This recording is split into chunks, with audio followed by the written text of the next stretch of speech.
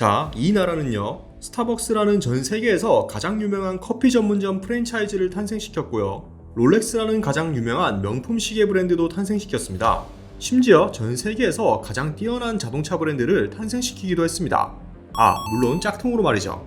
지금부터 나오는 차들 뭔지 한번 맞춰보실래요? 스포티지 아니고요. 산타페 아니고요. 마티즈 아닙니다. 레인지로버 이보크 아니고요. 벤츠도 아니고 렉서스도 아닙니다. 제가 지금 무슨 소리를 하는 건가 싶은 분들도 계실 것 같은데요. 방금 전에 보신 차들 모두 중국 제조사가 만든 짝퉁 차들입니다.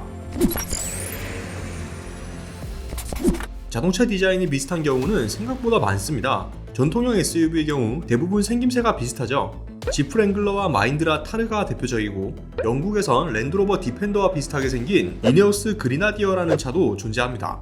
하지만 이들도 양심이 있는지라 복제 수준으로 디자인을 표절하진 않습니다. 여기서 복제 수준이라 함은 이 정도를 말하는 겁니다.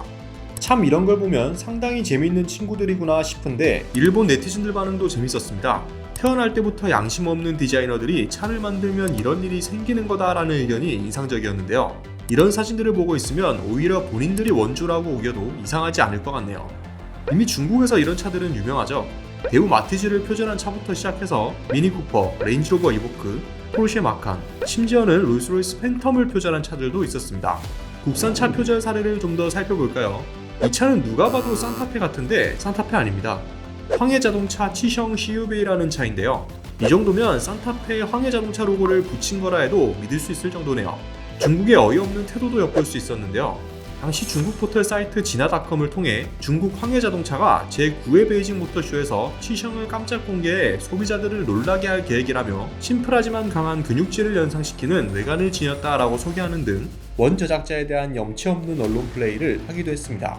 이 당시 현대차 측의 반응도 흥미로웠습니다. 현대차 관계자는 치성의 엔진과 내부 인테리어는 산타페와 다르지만 외관 디자인은 거의 복제차 수준으로 보고 있다라며 실제 베이징 모터쇼에 출품됐는지 파악하고 법적 대응 여부는 결정되지 않았다라고 말했었습니다. 이후 조치에 대해서는 알려진 바가 없고요. 이 차는 누가 봐도 스포티지 같죠? 스포티지의 외관 버전이라고나 할까요? 이 차는 2011년 중국 예마 자동차에서 공개한 F10이라는 자동차입니다. F10과 F99에 이은 예마의 세 번째 SUV인데요. 전면부 디자인은 스포티지 얼굴에 엠블럼만 교체한 수준으로 복제해 논란이 있었습니다. 디자인만큼은 세계 최고라는 한국차를 따라했다는 소식이 전해지자 국내 네티즌들 반응도 심상치 않았는데요. 그들은 야심차게 출시했겠지만 이를 접한 네티즌들은 댓글로 분노를 표현했습니다.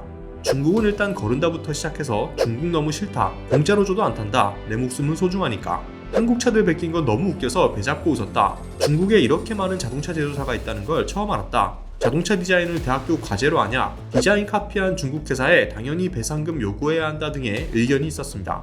중국차의 발전 속도가 무서운 건 사실입니다. 불과 10여 년 전까지만 해도 이런 차를 만들던 사람들이 어느 날 멀쩡하게 생긴 세단을 만들고 지금은 우리나라를 비롯한 전 세계에 수출까지 하고 있습니다. 전기차 사업에도 뛰어든 지 오래고요. 요즘에는 전기차 스타트업과 더불어 중국 자동차 브랜드들의 디자인도 눈부신 발전을 이뤄낸 게 사실이고요. 엠블럼 떼고 보면 세련되고 독창적인 디자인을 내놓는 경우도 점점 많아지고 있습니다. 공격적인 투자와 세계 유수의 디자이너들을 영입한 결과가 나오고 있다는 것이죠. 짝퉁으로 시작하여 지금은 나름 독창적인 디자인도 만들어내고 있는 중국차. 여러분의 생각은 어떠신가요? 그들의 바람대로 중국차는 정말 전 세계를 장악할 수 있을까요? 여러분의 생각 댓글로 자유롭게 남겨주시면 감사드리겠습니다.